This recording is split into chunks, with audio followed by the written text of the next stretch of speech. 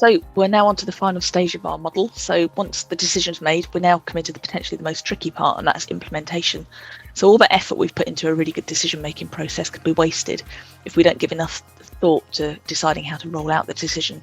We have to be able to make really good decisions, but we also have to be able to implement them. And the process we use to make decisions often has a really great impact on whether we can do that successfully. So there was some CIPD research that found that the perceived fairness, consistency and accuracy and openness of decision making was really strongly associated with employee commitment.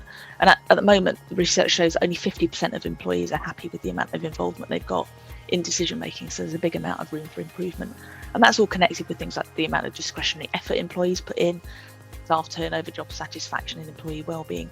So a really important area. We use a 7-step model when we think about how we're going to communicate decisions effectively. The first step on the model is fairly obvious, and that's about, once we've made a decision, it's about sharing the rationale for that decision, helping people understand how it links to the bigger picture. Second up is something called procedural justice, and this is really important. It's one of the things that the research really highlights as being critically important in terms of getting our decisions accepted. And when we look at procedural justice, we need to pay attention to 2 things. First up, was the process that we followed fair and transparent?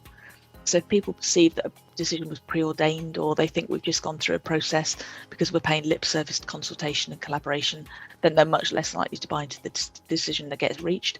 And secondly, do people perceive that the process was fair and transparent? So there's really limited value in running a beautifully fair and transparent process, but then people not understanding that that's what we've done or how we've gone about it. And I think if your organisation's got a history of decision making that's been perceived as unfair, then you just need to work so much harder to change people's perceptions and really get your leaders to test for alignment between their perceptions of the process and how their teams and people around them think. So we often talk to leaders who think they've run a beautifully fair and transparent process, but their team members have got really different ideas. Third up is about talking about the benefits of the change or the result of the decision, and that's fairly obvious. What is easy to forget is we often forget to tell people what's not changing. If we can do that, then it gives people something to ground themselves with. It stops ambiguity and uncertainty where there doesn't need to be, and that can be really powerful.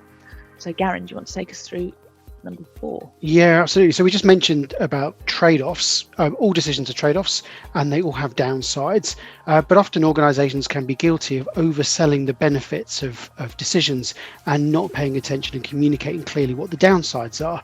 But when they make decisions, people will find out what the downsides are. So it's really important to treat people like adults and be really explicit about what the downsides are and invite them in to help you finding a way through them. And that will get much more engagement. It's better to do it out in the open because people will talk about it, whether it's in the chat box with each other or whether it's around the water cooler. You can actually come up with much better engagement. The next one is about helping people interpret what it means for them. So it's actually sitting down and taking the time to help people interpret what it means for them, how they might need to adjust their workflow or their priorities based on this decision, how it might impact them.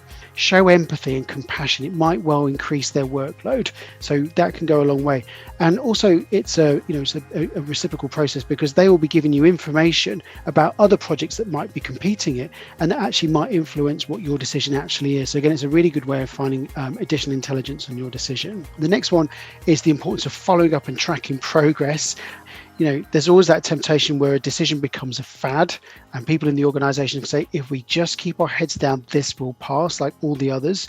So you've got to keep paying attention to it. Put a plan in place, put a structure in place, be clear, set performance measures.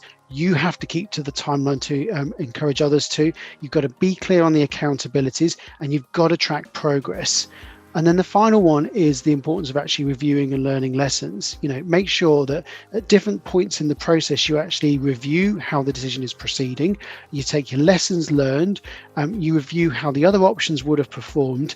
And what you're always looking to do is to optimize the decision-making process. You can't always control the outcome, but you can optimize the process.